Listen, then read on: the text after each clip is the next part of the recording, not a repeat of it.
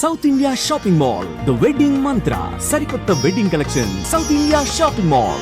అలా అంటే ఇప్పుడు కాంపిటీషన్స్లో పాడేటప్పుడు జనరల్గా వాళ్ళు కొన్ని సాంగ్స్ వాళ్ళు ఇస్తారు అని అంటారు. అలా నీకేమైనా ఇచ్చారా మరి? అంటే ఎవరు కాంపిటీషన్లో పాడడానికి ఇప్పుడు సూపర్ సింగర్ కానీ ఇదంతా మ్యూచువల్గా ఉంటుంది. ఓకే. సూపర్ సింగర్లో నాకు తెలిసింది సూపర్ సింగర్ అంతకుముందు పాడుతా తీగ వీళ్ళు ఊరికే లిస్ట్ ఇచ్చేసేవారు. So patriotic songs 10, folk songs 15, ఇలా డ్యూయట్స్ ఒక 10, ఇలా ఫోకిష్ డ్యూయట్స్, ఇలా ఫోకిష్ సోలోస్, మెలోడీస్, ఇలాగా ఒక లిస్ట్ ఇచ్చేసేవారు అంతే. అది మన ఇష్టం. ఫైనల్గా వాళ్ళే సెలెక్ట్ చేస్తారు అందులో. ఓకే, అలా ఉండేది నేను పాడినప్పుడు. సూపర్ సింగర్లో మనకి ఇష్టమైన సాంగ్ ఏదన్నా ఇస్తే వాళ్ళకి ఓకే అయితే ఓకే, లేదు వాళ్ళ క్యాలిక్యులేషన్స్ ప్రకారం అది అంత నడవదు అనుకుంటే వాళ్ళు ఇస్తారు. అలా ఇచ్చిన సాంగ్ నాకు సూపర్ సింగర్లో గుంజుకున్న ఆ పాట ఎంత బాగుంటుందో. అండ్ ఆ వర్షన్ విన్న తర్వాత నీ వర్షన్ చాలా ఫేమస్ అయింది. అంటే చాలా మంది షేర్ చేయడం కానీ సోషల్ మీడియాలో ఎక్కువ సర్క్యులేట్ అయిన సాంగ్ కదా. అవునవునవును, చాలా. అది వాళ్ళు ఇచ్చిన సాంగా? ఓకే, అది నీ సెలెక్షన్ ఏమో అని. వాళ్ళు ఇచ్చిన సాంగ్ అంటే అది కొత్తగా వచ్చింది, అది పాటలు ఏం లేవు అనమాట. అప్పుడు నాకేం అర్థం కావట్లేదు ఏం పాడాలి అని. సో ఒక ఆయన కాల్ చేసి క్రూ వాళ్ళు ఈ పాట ట్రై చేయకూడదు అన్నారు. సర్లే ఏమీ లేదు పాట, ఇంకేం చేయను, ఇదే గతి అని ట్రై చేశా. ఏమీ లేదు ఇందులో అని మామూలు రిహార్సల్స్లో కూడా సూపర్ లైట్ అయిపోయింది ఆ పాట. అసలు ఏం బాగాలేదు అన్నట్టు ఉంది. ఏం హోప్ లేకుండా పాడాను ఆ పాట నేను. ఓకే, చాలా హిట్ అయింది కదా, అందరిలో గుర్తుండిపోయే పాట. నాకు తెలిసి మీరు ఈ షోస్ ఏంటి కాంపిటీషన్స్ అయిన తర్వాత షోస్ చేయడానికి వేరే కంట్రీస్ కానీ లేకపోతే ఇక్కడ లోకల్ మన వేరే ప్లేసెస్లో వెళ్ళి షోస్ చేస్తున్నప్పుడు ఈ సాంగ్స్ అన్ని అడిగి పాడించుకుంటూ ఉంటారు ఖచ్చితంగా. ఈ సాంగ్ అయితే ఖచ్చితంగా అడుగుతారు. అవునా? ప్రతి షోలో ఆల్మోస్ట్ నేను అనౌన్స్ చేస్తాను, ఒరిజినల్గా నేను పాడలేదు ఇది అని అనౌన్స్ చేస్తాను. తెలియదు, కొంతమంది ఊళ్ళల్లో వాళ్ళల్లో ఫిక్స్ అయిపోతారు ఈ అమ్మాయి పాడిందంటే తనే ఇంక పాడేసినట్టు. సూపర్. అది కూడా ఒక్కొక్కసారి మనకి తెలియకుండా ఆ నిమిషానికి ఏదే నేనే పాడాను. సూపర్. అలా నేను ఎక్కువగా అడిగి పాడించుకున్న పాట ఇది అందరూ? సన్నజాజి పడక అండ్ గుంజుకున్నా. సన్నజాజి పడక పాడ. షూర్. సన్నజాజి పడక మంచి కాడ పడక చల్లగాలి పడక మాట వినకుంది ఎందుకే. సూపర్. ఒక కొత్త సౌండింగ్ వస్తుంది నీ గొంతులో ఏ పాట వచ్చినా సరే. అది నీ వాయిస్ కల్చర్ అది కూడా లైక్ ఎలా అంటే ఫస్ట్ కాంపిటీషన్స్ అవి అయ్యే ఈ సినిమాలో పాడడం ఒక పక్క జరుగుతుండగా ఒక ఆల్బమ్ రిలీజ్ చేసావు. లైక్ ఆ ప్లాన్ ఎవరిది? అంటే ఇలా మనం ఒక ఆల్బమ్ చేద్దాము అని చెప్పి. కానీ ఫస్ట్ నాకు తెలిసినంత వరకు అందరూ కమర్షియల్గా వెళ్తే నువ్వు చాలా డిఫరెంట్గా ఒక భక్తి ప్రధానమైన సీడీ చేసావు కదా. సో ఆ థాట్ కానీ ఆ పర్టికులర్ పాడినవి సెలెక్ట్ చేయడం కానీ అదంతా ఎవరిది థాట్? అది యాక్చువల్గా నాదే థాట్. దీని వెనకాల ఏం పెద్ద ఎక్కువ ప్లానింగ్ అండ్ స్ట్రాటజీ ఏమీ లేదు. జస్ట్ నేను అనుకున్నాను ఈ ఇంటర్కి బీటెక్కి ఉన్న గ్యాప్లో నేను చాలా నేర్చుకున్నాను, అందులో సగమన్నా చేద్దాం, రికార్డ్ ఉండిపోతుంది అని చేసేదే మంచిగా చేద్దాం అన్నట్టు చేశాను అంతే.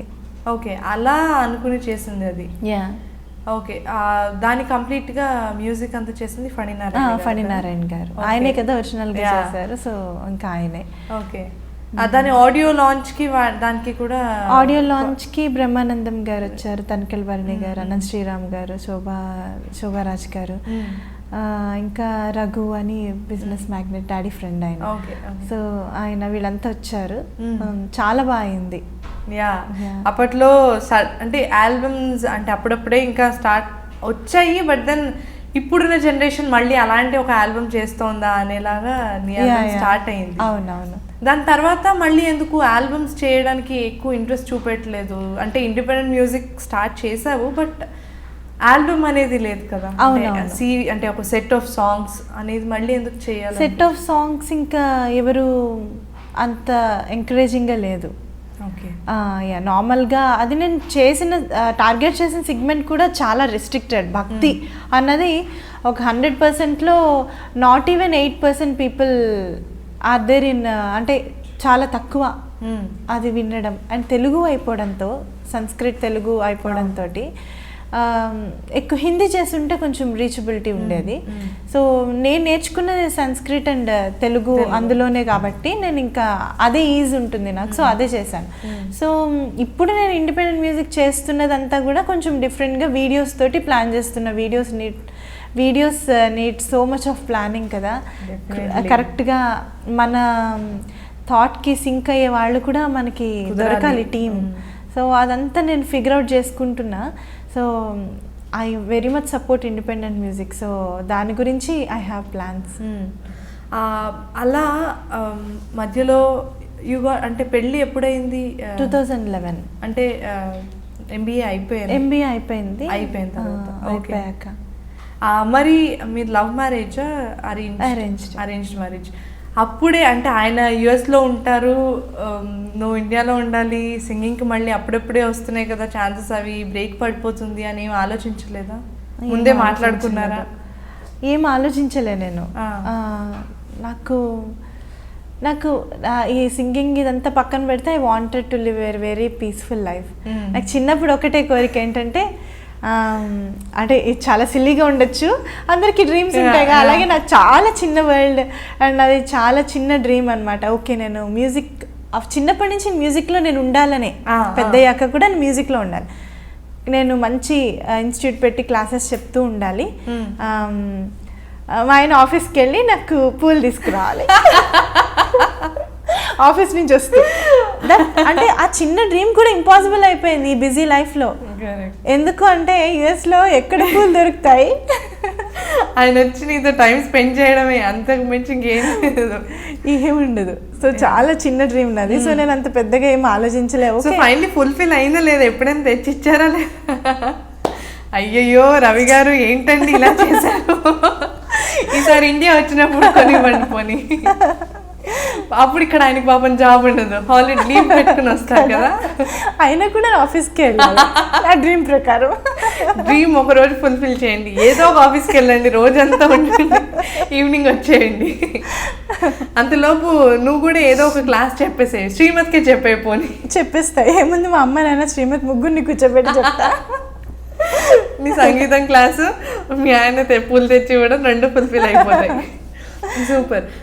ఫస్ట్ యూఎస్ వెళ్ళిపోయిన తర్వాత కంటిన్యూస్గా, అంటే ఇక్కడ రెగ్యులర్గా హైదరాబాద్లో లేకుండా సడన్గా యూఎస్ వెళ్ళి నీకు ప్లాన్స్ ఉండుండొచ్చు, లైక్ ఇక్కడికి వస్తాను, నేను పాడుకుంటాను, ఏముంది వెళ్ళి వస్తాను అని అనుకుంటా. కానీ ఇక్కడ ఉండే వాళ్ళకి అరే ఈ అమ్మాయి ఇక్కడ లేదు, సరే ఇంక ఈ అమ్మాయి ఇక్కడ రాదు అని ఫిక్స్ అయిపోతారు జనరల్గా. రికార్డింగ్స్ తగ్గిపోతాయి, నువ్వు ఇక్కడ వచ్చావని చెప్పినా సరే నువ్వు యూఎస్లో ఉన్నాను అనుకున్నావమ్మా అన్న. అలా అనుకుందామని చెప్పి రికార్డింగ్స్ పోయిన సిచ్యుయేషన్ చాలా ఉన్నాయి.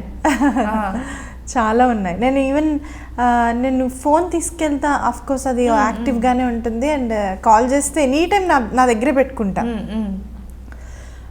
కాల్ చేస్తే వెంటనే నేను కాల్ చేస్తాను తిరిగి, ఇలాగా ఉంది అంటే వచ్చేస్తాను అంట.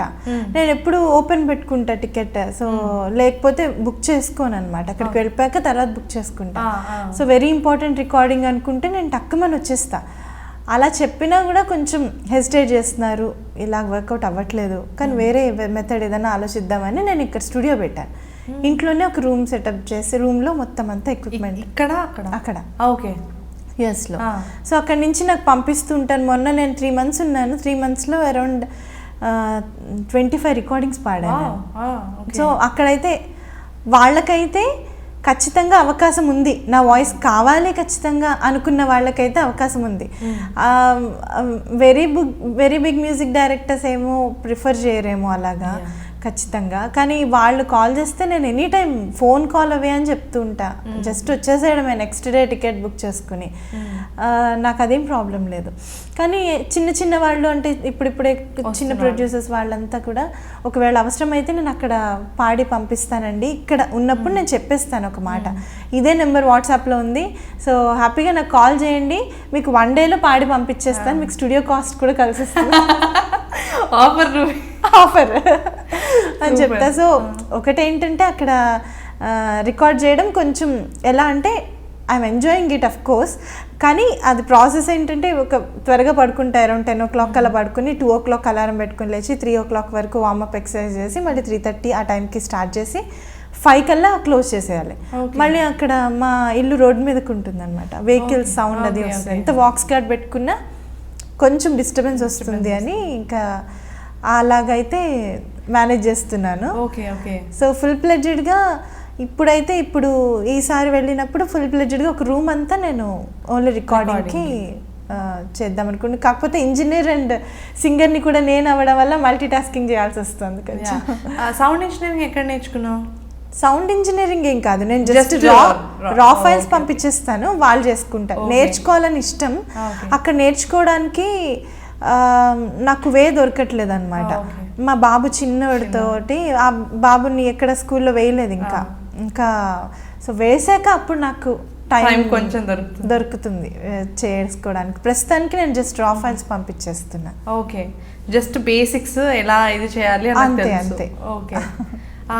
ఇక్కడ చాలా మంచి పాటలు పాడు, అంటే ఇక్కడ నాకు తెలిసి యూఎస్ వెళ్ళిన తర్వాత పాడావా?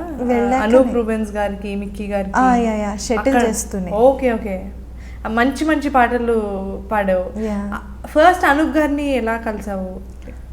సార్ ఫస్ట్ మామూలుగా కాల్ చేశారు, సార్ ఇవ్వలే, సార్ అసిస్టెంట్ కాల్ చేశారు. కాల్ చేస్తే అప్పుడు వెళ్ళాను. చాలామంది ఉన్నారు అక్కడ ఆ రూమ్లో.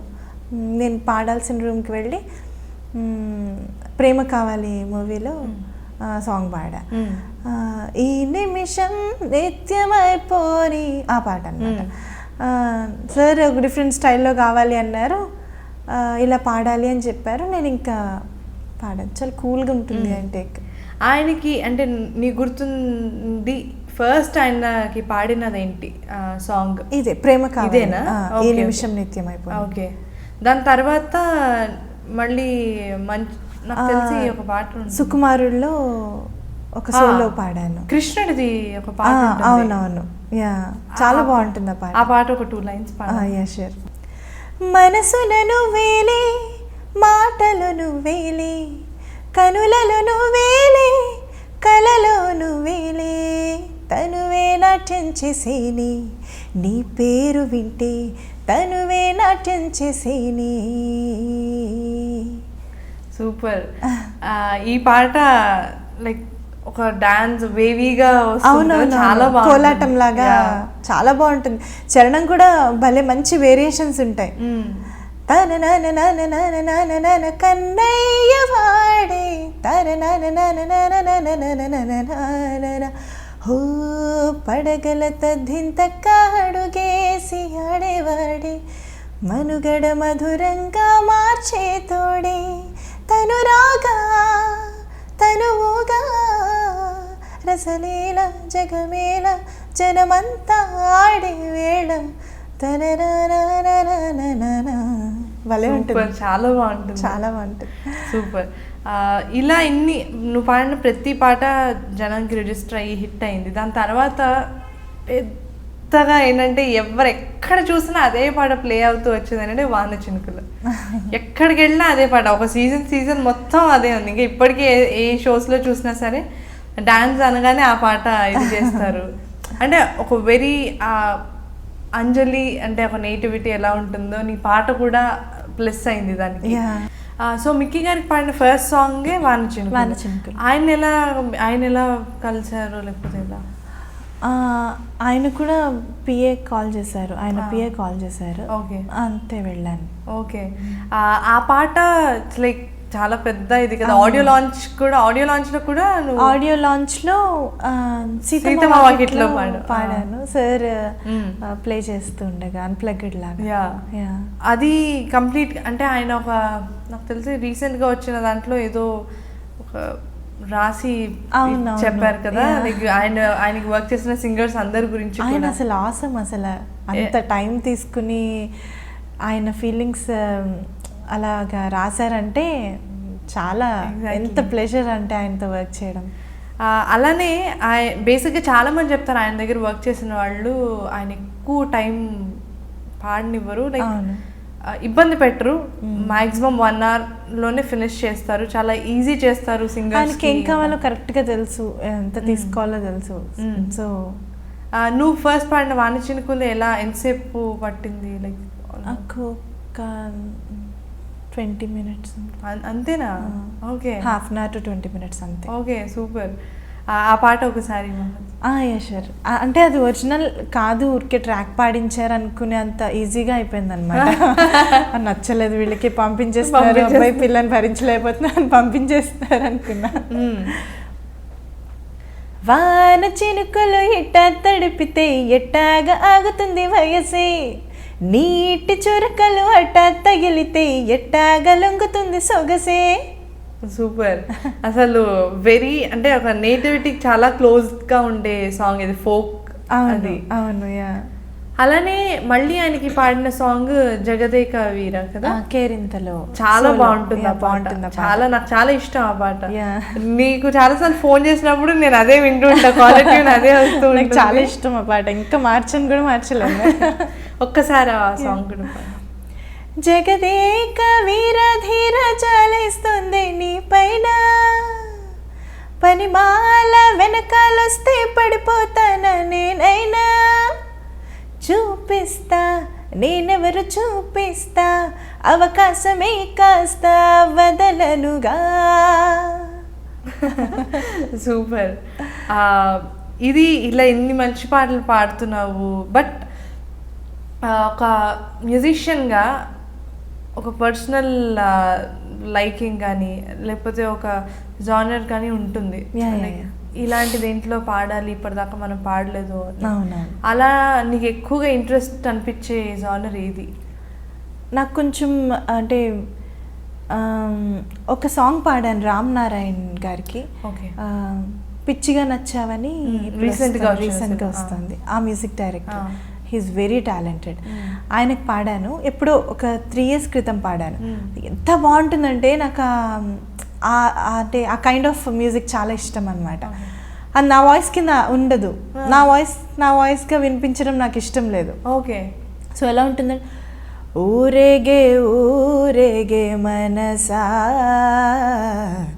ఈ వింతలే ఎందుకే, ఉయ్యాలలుగేవు వయసా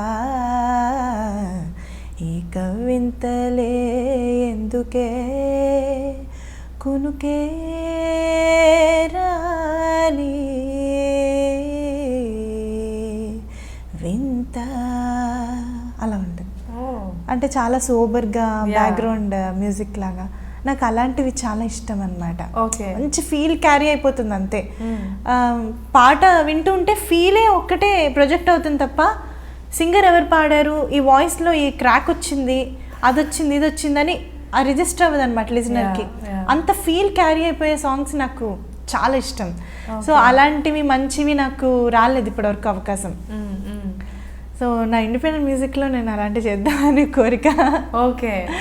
సో దానికి కంప్లీట్గా అంటే ఇంక ఇప్పుడు వీడియోస్ ఇప్పుడు ఆల్రెడీ స్టార్ట్ చేసిన తర్వాత ఫస్ట్ మీ అబ్బాయి గురించి కదా స్టార్ట్ చేస్తావు? అవును.